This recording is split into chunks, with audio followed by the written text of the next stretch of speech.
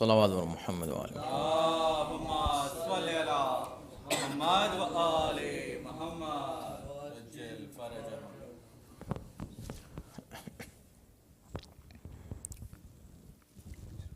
آج ماہ مبارک رمضان 1430 کی 29 تاریخ ہے اور ستمبر 2009 کی 19. اور آج ہم جو آیتیں پڑھیں گے وہ ہیں سورہ مبارک آل عمران کی آیت نمبر 20 سے لے کر اور 25 تک 6 آیتیں 20, 21, 22, 23, 24, 25 20, 21, 22, 23, 24, 25.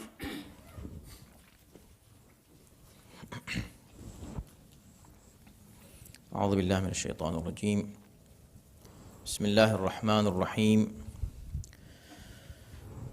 الحمد للہ رب العالمین والصلاة والسلام علی سیدنا و نبینا و مولانا ابی القاسم محمد. اللهم صل على محمد وآل محمد وجل وآلہ الطیبین الطاہرین المعصومین ولعنۃ اللہ علی اعدائہم اجمعین من الآن الى یوم الدین. اما بعد فقد قال اللہ فی کتابہ الکریم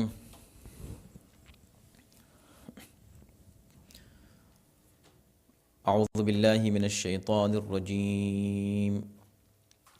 بسم اللہ الرحمن الرحیم. فإن حاجوك فقل أسلمت وجهي لله ومن اتبعني وقل للذين أوتوا الكتاب والأميين أأسلمتم فإن أسلموا فقد اهتدوا وإن تولوا فإنما عليك البلاغ والله بصير بالعباد. إن الذين يكفرون بآيات الله ويقتلون النبيين بغير حق ويقتلون الذين يأمرون بالقسط من الناس فبشرهم بعذاب أليم. أولئك الذين حبطت أعمالهم في الدنيا والآخرة وما لهم من ناصرين.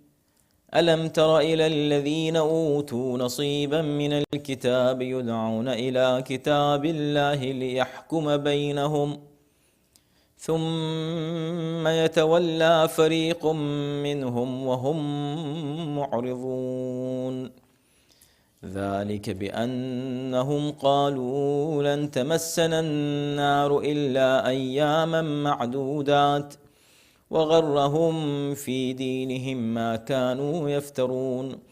فكيف إذا جمعناهم ليوم لا ريب فيه ووفيت كل نفس ما كسبت وهم لا يظلمون. صدق الله العلي العظيم. محمد وآل محمد وجل فرجهم. ارشاد ہو رہا ہے کہ اب اگر یہ لوگ آپ سے کٹ حجتی کریں تو آپ بتا دیں کہ میں نے اللہ کے سامنے سر تسلیم خم کر دیا ہے، اور ان لوگوں نے بھی جنہوں نے میری پیروی کی ہے. اور آپ اہل کتاب یعنی یہود و نصارہ اور امیین یعنی مشرکین مکہ سے کہیں کہ کیا تم اسلام لے آئے؟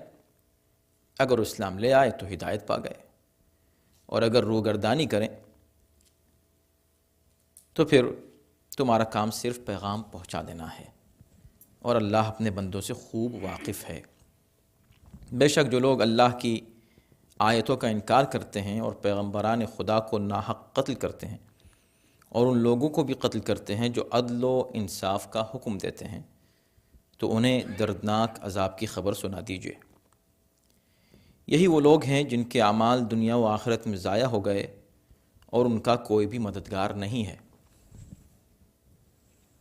کیا تم نے ان لوگوں کو نہیں دیکھا جنہیں کتاب سے تھوڑا سا حصہ دیا گیا ہے، جبکہ ان کے درمیان فیصلے کے لیے انہیں کتاب الہی کی طرف دعوت دی جاتی ہے، تو ان میں سے ایک گروہ بے رخی کے ساتھ روگردانی کر لیتا ہے۔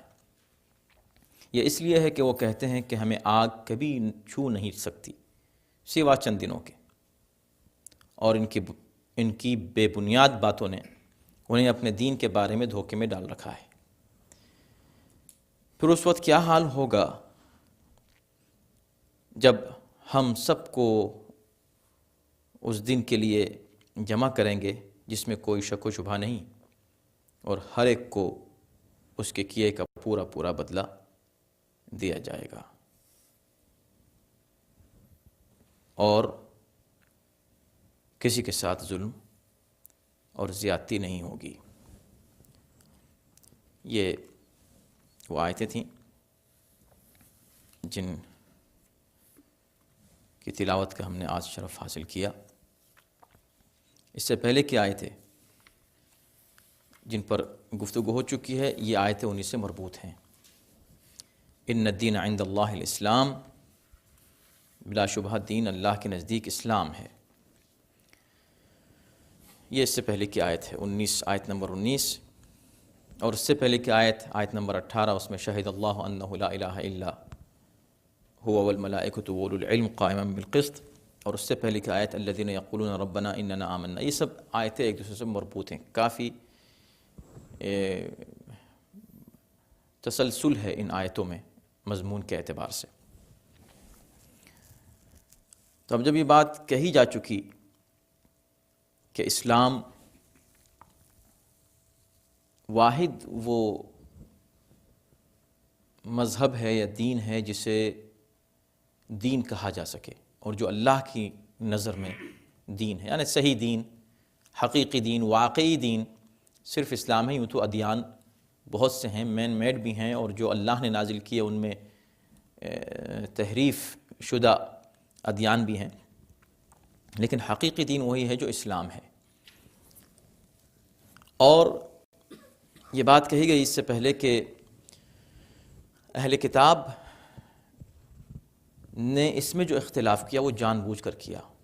اس میں ایک پہلو یہ بھی تھا کہ جب سارا دین اسلام ہے اور تمام انبیاء دین اسلام ہی لے کر آئے تھے، تو پھر ٹھیک ہے اگر ہم دیگر ادیان کے ماننے والوں کو مسلمان نہ کہیں تو بات سمجھ میں آتی ہے، لیکن اہل کتاب کو تو ہمیں مسلمان کہنا چاہیے، انہیں ہم مسلم قرار دیں، اور وہ جس دین کو مانتے ہیں ہم اس کو اسلام کہیں۔ تو انہوں نے کہا کہ نہیں، ایسا نہیں ہے، اس لیے کہ انہوں نے اس حقیقی اسلام سے اختلاف کیا، جو واقعی اسلام ہے، جو پیغام الہی ہے، اس سے انہوں نے اختلاف کیا۔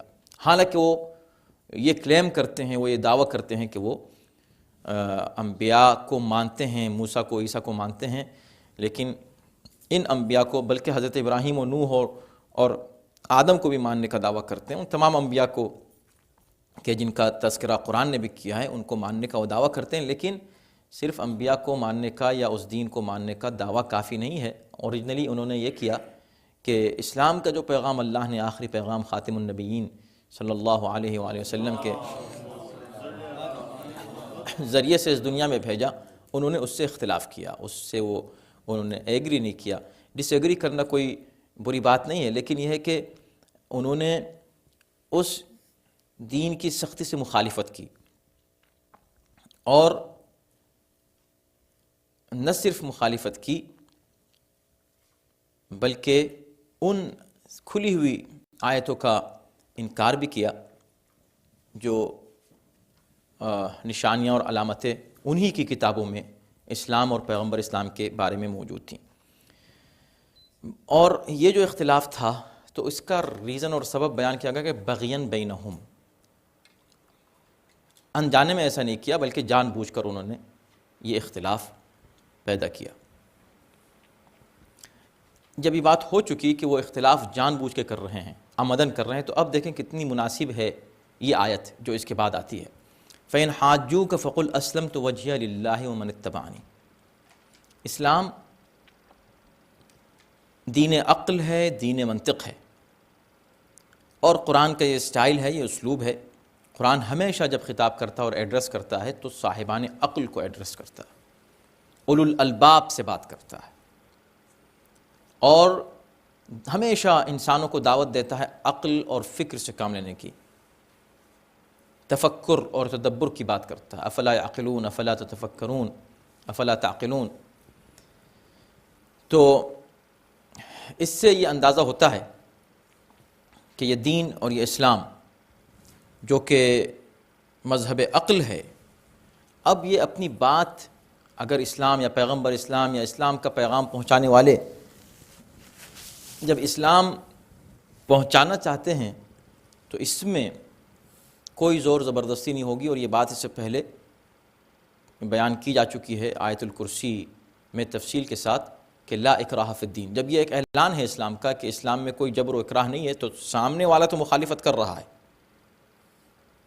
اور مخالفت کرنے کے بعد اب وہ آ کے بحث بھی کر رہا ہے۔ آپ دیکھیں بحث کی دو صورتیں ہوتی ہیں، ایک انسان جو آرگیومنٹ کر رہا ہے وہ سمجھنے اور سمجھانے کے لیے کر رہا ہے، وہ چاہتا ہے کہ یا تو میں اپنی بات سمجھا دوں، یا اگر میری بات غلط ہے اور سامنے والے کی صحیح تو میں اس کو سمجھ لوں۔ یہ ہیلتھی ڈسکشن ہے اور مثبت انداز گفتگو ہے جس کو اسلام انکریج کرتا ہے۔ یعنی اسلام بلکہ واحد مذہب ہے پوری دنیا میں جو اپنے ماننے والوں سے کہتا ہے کہ تم جتنی بھی باتیں تسلیم کرو اسے آنکھ بند کر کے نہ مانو، ایمان اور عقیدے کے تعلق سے جو امور ہیں ان میں کوئی تقلید ہے ہی نہیں، جائز ہی نہیں ہے تقلید کرنا، اس میں تمہیں اپنی عقل اور دلیل سے اصول دین کو تسلیم کرنا ہے۔ تو اسلام انکریج کرتا ہے اچھے ڈسکشن کو، صحیح مباحثے کو، لیکن کبھی ایسا بھی ہوتا ہے دوسرا طریقہ مباحثے کا یہ ہے کہ آدمی صرف کٹ حجتی کے لیے بحث کر رہا ہے، بحث برائے بحث ہے، اس کو انکار کرنا ہے، پہلے سے اس نے سوچا ہوا ہے کہ مجھے ماننی نہیں ہے بات مگر مجھے بحث بھی کرنی ہے۔ اسلام ایسے لوگوں کے بارے میں ایک اصول معین کر رہا ہے یہاں پر، فَإِنْ حَاجُّوكَ فَقُلْ أَسْلَمْتُ وَجْهِيَ لِلَّهِ۔ اگر یہ لوگ تم سے کٹ حجتی کریں اور بحث و مباحثہ کریں، غیر ضروری بحث برائے بحث کریں، تو ان سے کہہ دو کہ بھی دیکھو میں تو اللہ کی بارگاہ میں سرنڈر ہو چکا ہوں، میں نے اپنے وجود کو اللہ کے سامنے سرنڈر کر دیا ہے، سر تسلیم میں نے خم کر دیا ہے، یہ تو میرا کام ہو گیا۔ وَمَنِ اتَّبَعَنِي، اور نہ صرف میں بلکہ جو بھی میری جو ہے پیروی کرے گا، یعنی مسلمان اپنے آپ کو کہے گا، اس نے اپنے آپ کو اللہ کی بارگاہ میں تسلیم کر دیا ہے، جھکا دیا ہے، ہمارا سر جھکا ہوا اللہ کی بارگاہ، یعنی ہم نے تسلیم کر لیا، یعنی ہم نے دین کو مذہب کو دل و جان سے مان لیا ہے۔ اب تمہارا مسئلہ ہے وہ تم جانو، ہم تم سے بحث نہیں کرنا چاہتے۔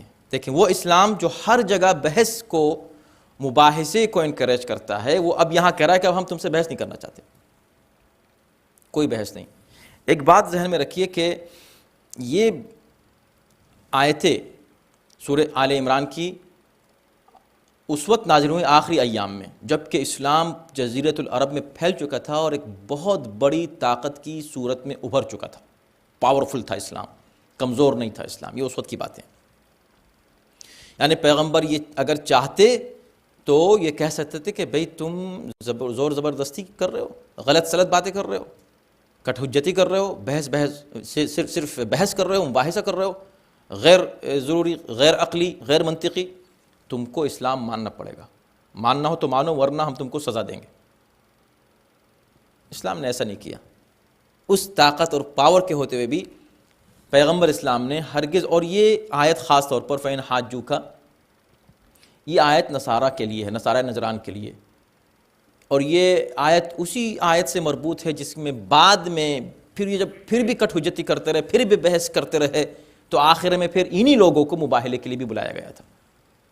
یعنی ہر صورت اسلام نے سامنے رکھی اور ہر طرح اتمام حجت کرنے کی پیغمبر اسلام نے کوشش کی، لیکن تلوار کی بات نہیں کی، طاقت کی بات نہیں کی، زور زبردستی سے ان کو جھکانے کی بات نہیں کی، بلکہ کہا ٹھیک ہے تم اگر نہیں مانتے ہو تو مت مانو، لیکن یہی بات ہے کہ فَإِنْ حَاجُّوكَ، تم سے اگر یہ کٹ حجتی کریں، کٹ حجتی کی کیا مطلب ہے؟ یہ وہی بات ہے جو اس سے پہلے کہی جا چکی ہے، اسی کو یہاں پر بیان کیا جا رہا ہے کہ یہ وہ لوگ ہیں جنہوں نے اختلاف کیا تو جان بوجھ کر کیا، ایسا نہیں کہ ناواقف تھے، ان کو پتہ نہیں تھا، ایک بات نہیں معلوم ہے، بحث و مباحثے سے پتہ چل گئی، مان لی، ایک بات نہیں معلوم ہے کہ حق کیا ہے اور پھر بھی بضد ہیں اس کا انکار کرنے کے لیے.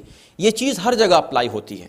ایسا نہیں ہے کہ اسلام یا قرآن کوئی بات کرتا ہے کسی ایک گروہ کے لیے تو اس کا تعلق صرف اس سے ہے، اس لیے کہ اسلام قصے یعنی قرآن جو ہے قصے کہانی کی کتاب تو نہیں ہے، ہم اس کو بار بار عرض کر چکے ہیں، ہدایت کی کتاب ہے. تو یہ قانون ہر جگہ اپلائی ہوگا، یہ چیز ہر جگہ اپلائی ہوگی. اگر آپ کو ایک بات معلوم ہے تو آپ اس کو تسلیم کر لیں.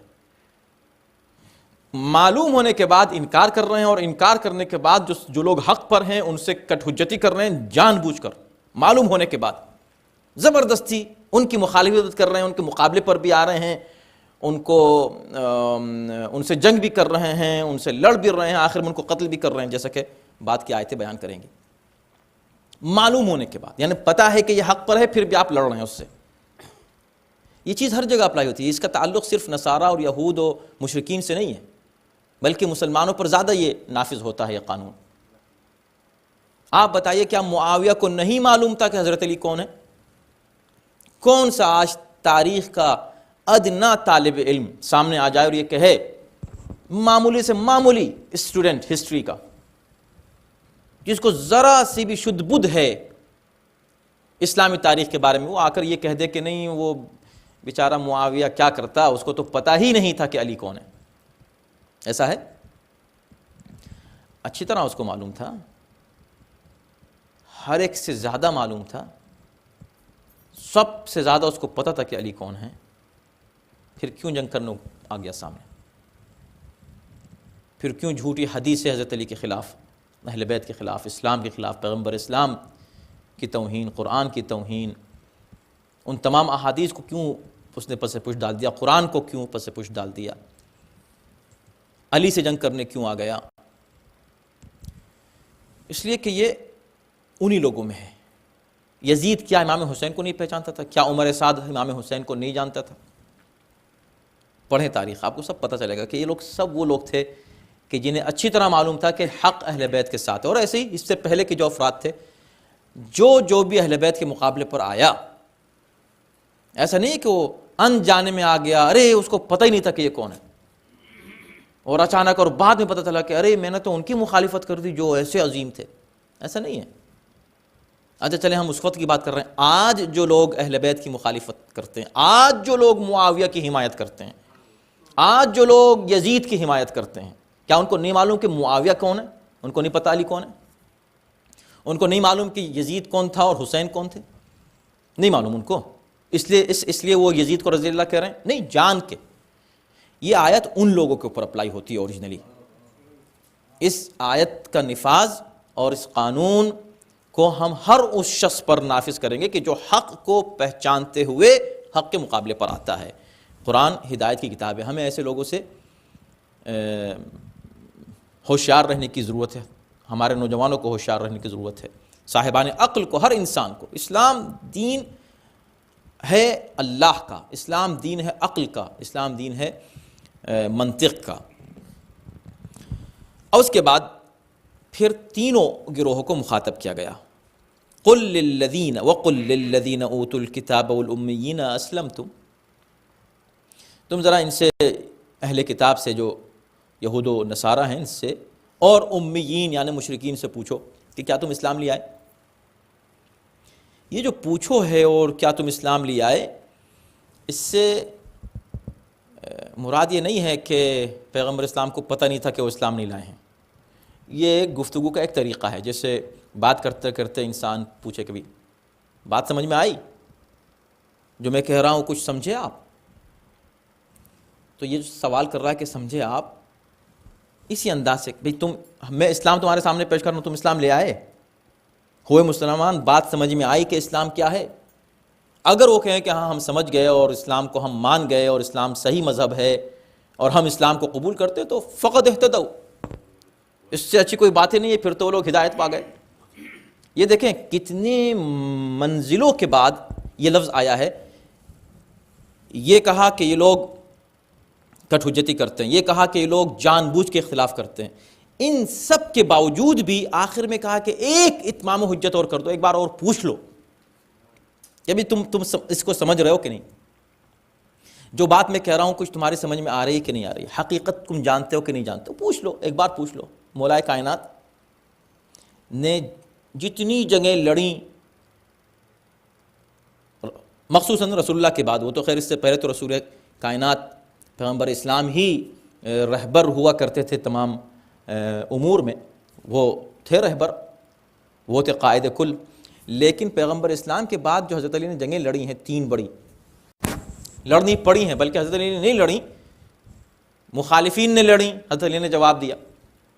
اس میں کوئی بھی جنگ، ایک بھی جنگ ایسی نہیں ہے جس میں آغاز حضرت علی نے کیا ہو، یعنی جنگ میں، میدان جنگ میں آنے کے بعد بھی نہ صرف یہ کہ اس کے اسباب میں حضرت علی کا کوئی دخل نہیں تھا، نہیں، نہ صرف یہ، بلکہ یہ کہ جب جنگ شروع ہو رہی ہے اور آمنے سامنے فوجیں کھڑی ہو گئیں، تب بھی کہا کہ جب تک تیر وہاں سے نہ چلے تم جواب مت دینا، آخری لمحے تک، اور آخری لمحے تک سمجھا رہے ہیں، ان کے خطبے پڑھیں، آخری حد یہ ہے کہ وہاں سے سٹارٹ بھی کر دی گئی جنگ، کہا رک جاؤ ابھی ایک بار اور میں سمجھا دوں۔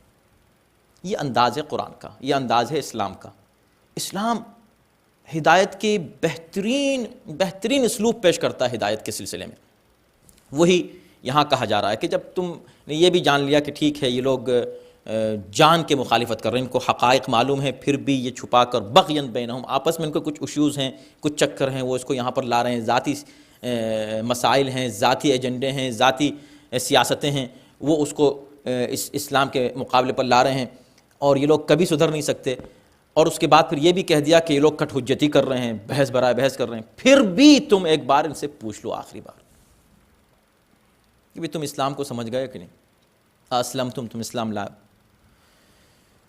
تو اگر وہ کہہ دیں کہ ہاں ٹھیک ہے ہم اسلام لے آئے، سبحان اللہ، بہت اچھی بات ہے، فقط اہتدوا، تو پھر تو یہ لوگ ہدایت پا گئے۔ لیکن وَإِن تَوَلَّوْا، اگر یہ رو گردانی کر کے منہ پھیر کے چلے جائیں، اوکے نہیں بھی ہم سے کیا مطلب، آپ کا کیسا اسلام، ہم تو نہیں مانتے، آپ جو اسلام پیش کر رہے ہیں ہم اس کو نہیں مانتے، تو اب کیا کریں؟ لڑائی کریں، جنگ کریں، ان کو ماریں؟ اب تو آپ طاقتور ہیں، پہلے تو یہ طاقتور تھے، اب تو آپ پاورفل ہیں، ان سے کہیں کہ تم کو ماننا پڑے گا، کیا کہ نہیں۔ فَإِنَّمَا عَلَيْكَ الْبَلَاغُ، اب تمہارا کام صرف تبلیغ کر دینا ہے۔ اسلام کا یہ طریقہ ہے۔ اب جو لوگ غلط انداز سے اسلام کی تبلیغ کرتے ہیں اور اس کے بعد اس کو اسلام قرار دیتے ہیں اور اسلام کو بدنام کرتے ہیں، جس کی وجہ سے دشمن کو یہ کہنے کا موقع ملتا ہے کہ اسلام تلوار سے پھیلا، اس کا کوئی تعلق، اس انداز تبلیغ کا کوئی تعلق اسلام سے اور قرآن سے اور پیغمبر اسلام کی سیرت سے نہیں ہے۔ سیرت رسول قطعاً زور زبردستی سے کسی کو مسلمان بنانا نہیں ہے۔ پیغمبر اسلام نے ہمیشہ تعقل و تفکر کی دعوت دی ہے، اور یہ اصول اپنایا جو قرآن کا ہے کہ فَإِنَّمَا عَلَيْكَ الْبَلَاغُ، تمہارا کام پہنچا دینا ہے، تمہارا کام زور زبردستی سے منوانا نہیں ہے۔ وَاللَّهُ بَصِيرٌ بِالْعِبَادِ، اور اللہ اپنے بندوں سے خوب واقف ہے۔ اس کے کئی معنی ہو سکتے ہیں۔ ایک تو معنی یہ ہو سکتا ہے کہ اللہ اپنے بندوں سے واقف ہے، وہ جانتا ہے کہ کون اسلام قبول کرے گا، کون قبول نہیں کرے گا، تم تو صرف پیغام پہنچا دو، اس کو پتہ ہے کیا ہونے والا ہے، تم فکر مت کرو اس بات کی، تمہارا کام ہے پیغام پہنچا دینا۔ ایک تو یہ مفہوم ہے۔ دوسرا مفہوم یہ بھی اس کا ہو سکتا ہے کہ واللہ بصیر بالعباد، تمہارا کام ہے پیغام کا پہنچا دینا، اور اب خدا جانتا ہے پیغام پہنچانے والوں کو بھی، یعنی انبیاء کو، کہ انہوں نے کیسے پیغام پہنچایا، اور ان کو بھی کہ جن تک پیغام پہنچا پھر ان میں 2 گروہ ہوئے، کسی نے قبول کیا اور کسی نے ریجیکٹ کیا، ان سب کو خدا جانتا ہے۔ اللہ خوب واقف ہے، کوئی شخص کسی سے کوئی بات نہیں چھپا سکتا۔ ان کو بھی جانتا ہے کہ جو لوگ دل میں جانتے ہیں کہ ہاں یہ حق ہے، یہ بات سچ ہے، پھر بھی انکار کر رہے ہیں۔ جس طرح آج بھی یہ مسلمانوں میں فرقے کیوں ہوئے، کہ سارے مسلمان فرقے، اور خاص طور پر ان کے جو علماء ہیں اور مولوی ہیں، یہ سب بالکل واقف نہیں ہیں اہل بیت کی عظمت سے، واقف ہیں مگر جان بوجھ کر انکار کرتے ہیں۔ اللہ خوب واقف ہے اپنے بندوں سے، لہٰذا تمہارا کام صرف یہ ہے کہ پیغام پہنچا دو۔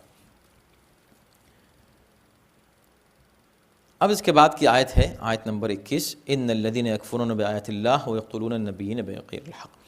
تو اس سے پہلے بات ہو رہی تھی نصارہ سے، عیسائیوں سے۔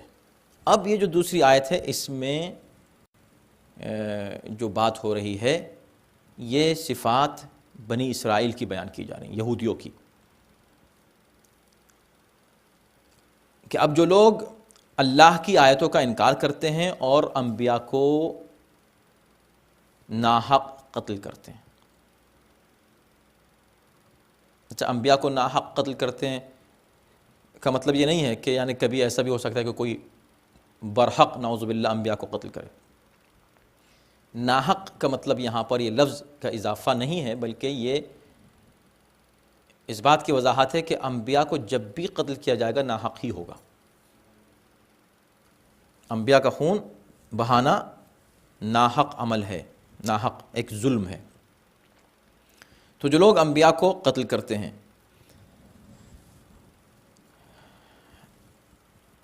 اور ان کو قتل کرتے ہیں جو لوگوں کو عدل و انصاف کی دعوت دیتے ہیں۔ اب یہ بھی جس طرح پہلے کی آیتیں تھیں تو نصارہ کے لیے، لیکن یہ اپلائی ہوتی ہیں ہر انسان کے اوپر دنیا کے، انکلوڈنگ مسلمس، اسی طرح یہ آیت بھی۔ تو ہو سکتا ہے کوئی کہے کہ اس کا کیا تعلق مسلمانوں سے؟ جو لوگ انبیاء کو قتل کرتے تھے متعدد انبیاء ہیں جو قتل کیے گئے ہیں، بلکہ یہاں تک ہے روایات میں کہ ایک ایک دن میں 70 انبیاء کو قتل کیا ہے بنی اسرائیل نے، اور انبیاء کو قتل کر کے آگ کے اطمینان سے اس طرح بیٹھ جایا کرتے تھے، کاروبار میں مصروف ہو جاتے تھے کہ جیسے انہوں نے کچھ کیا ہی نہیں۔ یہ ان کا طریقہ تھا۔ اور پھر ان مبلغین کو بھی قتل کرتے تھے جو انبیاء کے یا تو وصی ہوا کرتے تھے یا انبیاء کی جانب سے معین کردہ ان کے وکلاء تبلیغ کرنے والے، ان کو بھی قتل کر دیا کرتے تھے۔ اب یہاں ایک دلچسپ آپ یہ دیکھیں کہ بات یہاں یہ بات ہو سکتی ہے کہ اس کا تعلق مسلمانوں سے نہیں ہے، کم سے کم پہلی آیتیں تو اپلائی ہو سکتے ہیں، یہ مسلمانوں پہ اس لیے اپلائی نہیں ہو سکتی اس لیے کہ مسلمانوں میں اتنے انبیاء ہیں ہی نہیں۔ یہ تو بنی اسرائیل تھے کہ ان میں اتنے انبیاء ہوتے تھے، وہ قتل کر دیا کرتے تھے، اور مسلمانوں نے اپنے نبی کو قتل نہیں کیا۔ لیکن یہ طے شدہ ہے اور یہ مسلمہ حقیقت ہے جس کی تشریح کی اس وقت ضرورت بھی نہیں ہے اور موقع بھی نہیں ہے۔ ضرورت اس لیے نہیں ہے کہ یہ ایک کھلی ہوئی حقیقت ہے، واضح حقیقت ہے، اور وقت اس لیے نہیں ہے کہ ہمیں ان آیتوں کو مکمل کرنا ہے۔ اور وہ بات اور وہ حقیقت کیا ہے؟ وہ یہ کہ روایات کی روشنی میں یہ بات طے شدہ ہے اور تمام فرقے اس کو تسلیم کرتے ہیں، اور معتبر کتابوں میں یہ درج ہے کہ پیغمبر اسلام نے امام حسن اور امام حسین کے بارے میں جو باتیں کہیں، حضرت علی کے بارے میں جو باتیں کہیں، اس سے یہ واضح ہو جاتا ہے کہ مولائے کائنات حضرت علی کا قتل اصل میں رسول اللہ کا قتل ہے، اس لیے کہ وہ نفس رسول ہیں۔ امام حسن امام حسین کا قتل قتل رسول ہے، اور اس چیز کو شاہ عبدالعزیز محدث دہلوی نے تو بالکل وضاحت کے ساتھ سر الشہادتین ان کا ایک رسالہ ہے، اس میں موضوع ہی یہ ہے سر الشہادتین، دو شہادتوں کا راز، جس میں انہوں نے بیان کیا ہے کہ امام حسن امام حسین کی شہادت اصل میں رسول اللہ کی شہادت ہے، اس لیے کہ اللہ نے جتنے بھی فضائل تھے تمام انبیاء کو جو دیے تھے وہ رسول اللہ کو دیے، علاوہ شہادت کے، اس لیے کہ بہت سے انبیاء شہید ہوئے، رسول اللہ ظاہری اعتبار سے شہید نہیں ہوئے بقول ان کے، تو وہ شہید نہیں ہوئے تو یہ شرف کیا محروم رہ گئے؟ اس شرف سے کیا محروم نہیں رہے؟ اللہ نے یہ شرف ان کو دیا ان کے نواسوں کے ذریعے سے۔ شہادت کی دو قسمیں ہیں، جہری اور سری، کھلم کھلا شہادت جو تلوار کے ذریعے ہوتی ہے اور سری شہادت جو زہر کے ذریعے سے ہوتی ہے۔ ان دونوں شہادتوں کا شرف اللہ نے امام حسن اور امام حسین کے ذریعے پیغمبر اسلام کو دیا، تو شہید یہ دونوں ہوئے، یہ شرف رسول اللہ کو ملا۔ اس کا مطلب یہ ہوا کہ ان کی نظر میں ان دونوں کی شہادت رسول اللہ کی شہادت ہے۔ تو ان کا خون بہانا، انہیں قتل کرنا جو فرزندان رسول ہیں، اور خود قرآن کی روشنی میں اور اسی آیہ مباہلہ کی روشنی میں جو ابھی آنے والی ہے جس پر ہم گفتگو کریں گے، یہ فرزندان رسول ہیں، ان کو قتل کرنا پیغمبر کا قتل کرنا ہے۔ تو جو گناہ بنی اسرائیل نے اپنے انبیاء کو قتل کر کے کیا، اس سے کم گناہ مسلمانوں نے فرزندان رسول کو قتل کر کے نہیں کیا ہے، اس سے زیادہ ہی گناہ کیا ہے۔ اب ایک روایت ہے دلچسپ، اس کو سن لیجئے۔ جب امام حسین علیہ السلام نکل رہے تھے مدینے سے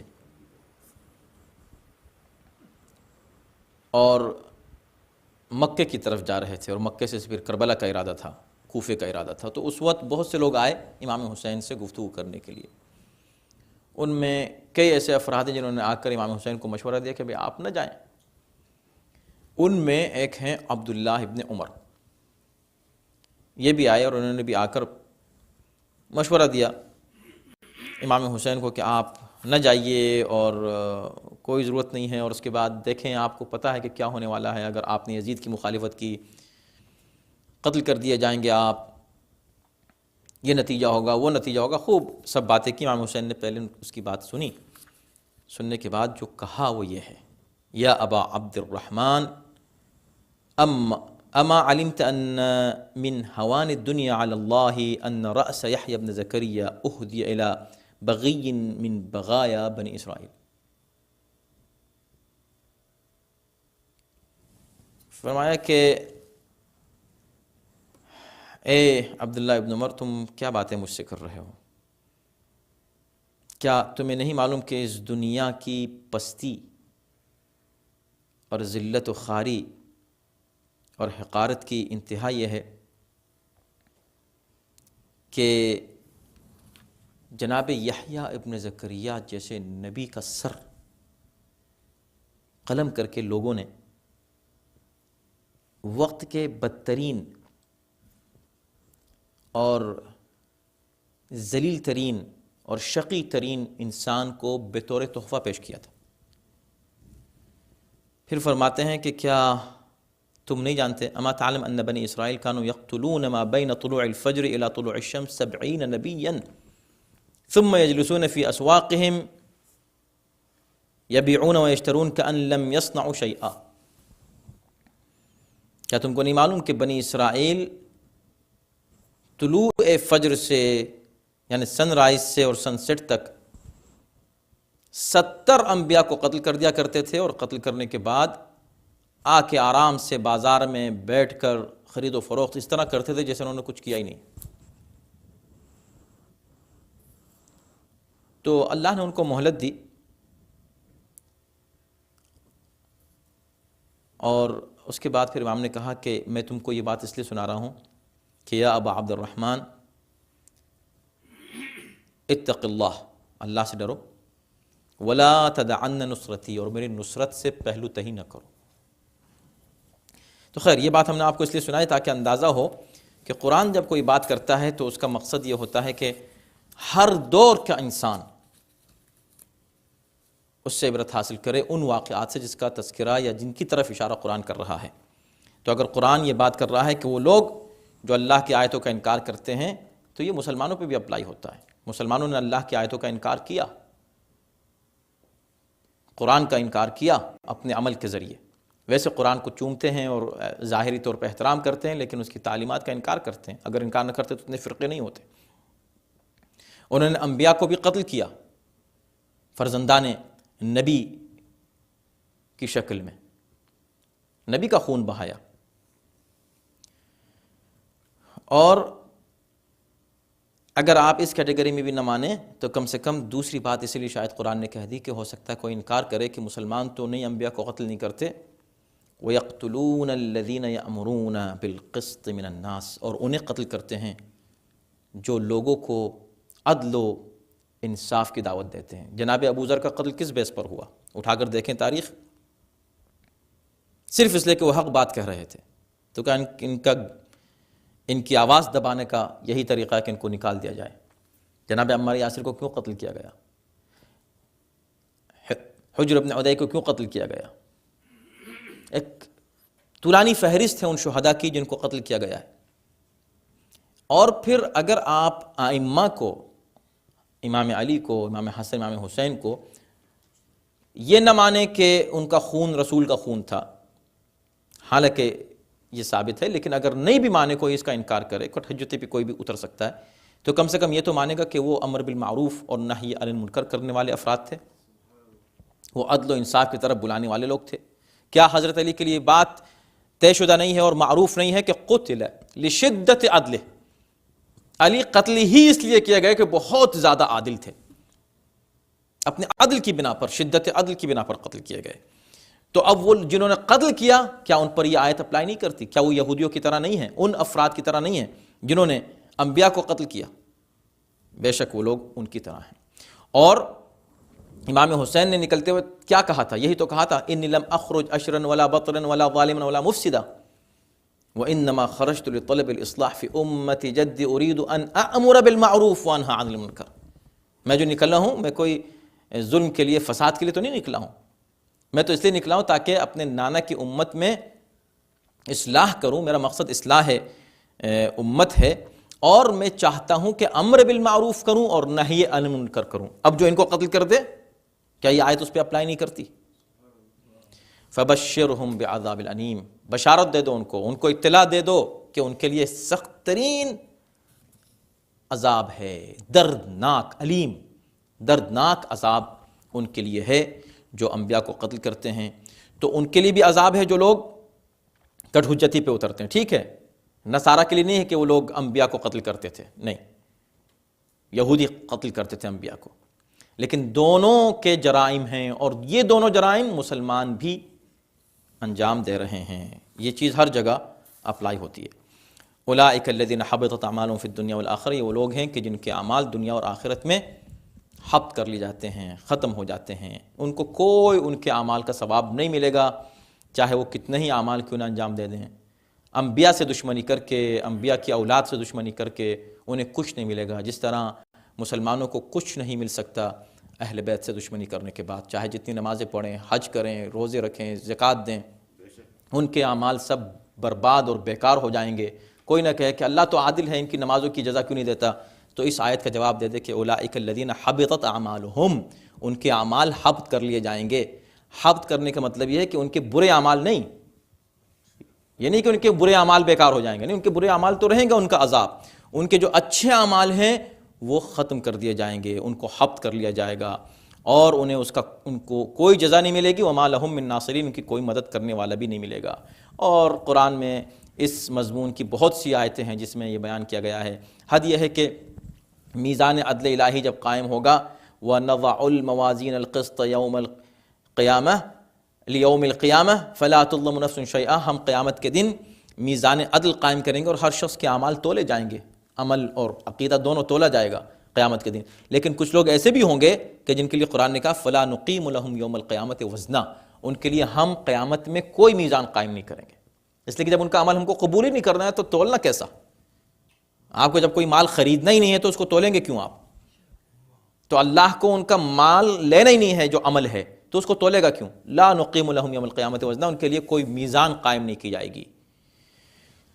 تو اچھے عقیدے کے بغیر عمل اگر کر بھی لیا ہے تو قرآن کہتا ہے کہ وہ قابل قبول نہیں ہے۔ پھر اس کے بعد کی آیت ہے 23ویں، الم تر الی الذین اوتوا نصیبا من الکتاب یدعون الی کتاب اللہ لیحکم بینہم، دیکھو یہ لوگ جنہیں تھوڑا سا علم کتاب دیا گیا ہے، تھوڑا سا، یعنی کتاب سے مراد یہی ہے کہ چاہے آپ اس سے مراد توریت لیں، انجیل لیں یا قرآن لیں، تھوڑا سا ان کو تھوڑا سا علم ہے، مختصر سا ان کے پاس نصیب مطلب حصہ ہے اس علم کا، یدعون الی، جب ان کو بلایا جاتا ہے کتاب الہی کی طرف کہ آؤ اللہ کی کتاب فیصلہ کرے گی، ثم یتولی فریق منہم وہم معرضون، لوگ منہ موڑ موڑ کر چلے جاتے ہیں اور کتاب الہی کو حکم بنانے کے لیے تیار نہیں ہیں۔ آج قرآن ہر مسئلے میں خود مسلمانوں کے درمیان بہترین فیصلہ کرنے والا ہے، مگر ہر شخص اپنی عقل اور اپنی ضرورت اور اپنے ایجنڈے کے مطابق اس کی تعویل کر کے اور لوگوں کو گمراہ کرتا ہے۔ اگر اس کو صحیح سورس سے لیا جائے قرآن کے مفاہیم کو، یعنی پیغمبر اسلام ہی سے پوچھیں کہ قرآن کے کیا مفہوم ہے، تو مسائل ختم ہو سکتے ہیں۔ اس کے بعد کی آیت ہے 24ویں، ذالک بانہم قالوا لن تمسنا النار الا ایاما معدودات۔ اب یہ وہ لوگ ہیں جو اتنے ظلم کرنے کے بعد، اتنی زیادتی کرنے کے بعد، اتنے جرائم کرنے کے بعد یہ کہتے ہیں کہ ہم کو تو آگ نہیں جلائے گی، تھوڑے دن کے لیے ہم کو جہنم میں ڈالا جائے گا، پھر ہم کو نکال لیا جائے گا۔ وغرہم فی دینہم، اصل میں ان کو ان کے دین کے سلسلے میں دھوکہ ہوا ہے، ان کو گویا کہ یہ سمجھتے ہیں کہ یہ لوگ حق پر ہیں۔ اگر یہ ایسا سمجھ رہے ہیں تو یہ دھوکہ ہے ان کا۔ ما کانوا یفترون، اصل میں دھوکہ اس لیے ہے کہ یہ لوگ جو کچھ بھی اللہ کے خلاف اور انبیاء کے خلاف افترا کرتے ہیں، یعنی جھوٹ باندھتے ہیں۔ اب ان کا کیا حال ہوگا؟ کیف اذا جمعناہم لیوم لا ریب فیہ، جبکہ ہم ان کو اس دن کے لیے جمع کریں گے جس میں کوئی شک نہیں ہے۔ یہ نہیں کہا کہ ہم ان کو اس دن جمع کریں گے جس میں کوئی شک نہیں ہے، یہ بلاغت قرآن کی، بلکہ لا لگایا، اس دن کے لیے جمع کریں گے۔ جس سے اگر یہ کہا تھا کہ ہم اس دن جمع کریں گے تو سوال باقی رہ جاتا کہ کیوں جمع کریں گے۔ اس دن کے لیے جمع کرنے سے مطلب ایک دن معین ہے جس کے لیے ان کو جمع کیا جا رہا ہے۔ اب مت پوچھو کہ کیوں جمع کیا گیا ہے، جمع ہی کیا گیا ہے اس لیے کہ وہ ایک دن تھا مخصوص حساب و کتاب کا، اس کے لیے ان کو جمع کیا گیا ہے۔ تو جمع کیا جائے گا قیامت کے لیے، اور قیامت میں کیا ہوگا؟ حساب و کتاب ہوگا۔ ووفیت کل نفس ما کسبت وہم لا یظلمون، اور ہر شخص کو اس کے کیے کا بدلہ دیا جائے گا۔ اچھا کیا تھا تو یہ لے لو، برا کیا تھا تو یہ لے لو، ہر ایک کو اس کا حساب کتاب، اکاؤنٹس بالکل کلیئر ہوں گے۔ وہم لا یظلمون، کسی کے ساتھ کوئی ظلم نہیں کیا جائے گا۔ وقت ختم ہو چکا ہے، صرف 1 منٹ میں ایک بات عرض کرنی ہے کہ اس میں ایک چیز یہ کہے گی کہ لوگ کچھ دن کے لیے جہنم جائیں گے، اس کے بعد پھر نکل جائیں گے۔ یہ عقیدہ تو مسلمانوں کا بھی ہے، یہ تو مسلمانوں کا بھی عقیدہ ہے کہ جو گنہگار ہیں وہ جہنم میں جائیں گے، اور جہنم میں جانے کے بعد اپنے اعمال کے مطابق وہ لوگ سزا پا کے نکل آئیں گے۔ تو یہ بھی مسلمانوں پر اپلائی ہوتا ہے۔ اگر کوئی مسلمان یہ عقیدہ اسی انداز سے رکھتا ہے جیسے یہودی رکھتے تھے اس دور کے، اور وہ کہتے تھے کہ بھئی ہم کو تو کچھ ہوگا ہی نہیں، اور اگر چلو ہو بھی گئے تو کچھ دن رہیں گے اور آ جائیں گے، تو اگر اس ایک دن کے بھی عذاب کو کوئی ایزی لے لے تو گویا توہین کر رہا ہے اس کی، یعنی تخفیف کر رہا ہے اس عذاب الہی کی۔ تخفیف یہ خود سب سے بڑا گناہ ہے، گویا کہ یہ کفر کی طرف انسان کو لے جاتا ہے کہ اچھا ٹھیک ہے ایک دن جلیں گے، کیا ہوا؟ تو تم ایک دن جلو گے، تم کو پتہ ہے 1 سیکنڈ تم یہاں تم اپنی انگلی ایک انگلی 1 منٹ کے لیے آگ پہ نہیں رکھ سکتے، 5 سیکنڈ کے لیے نہیں رکھ سکتے، اور تم پورے جسم کو کہہ رہے ہو کہ کوئی بات نہیں ہم وہاں 1 دن رہ جائیں گے، 2 دن رہ جائیں گے، اس کو ایزی لیتے ہو اس عذاب الہی کو۔ تو اگر کوئی مسلمان بھی عذاب الہی کی تخفیف کرتے ہوئے یہ بات کہے کہ ایسا ہوگا تو وہ غلط ہے، لیکن یہ بات درست ہے کہ ہر انسان مومن اگر ہے، بشرط ایمان اگر مومن ہے تو اپنے گناہ کے مطابق سزا پا کر مرضی الہی سے جو اللہ چاہے گا تو پھر اس کو جہنم سے نکال بھی سکتا ہے۔ صلوات بر محمد و آلہ محمد۔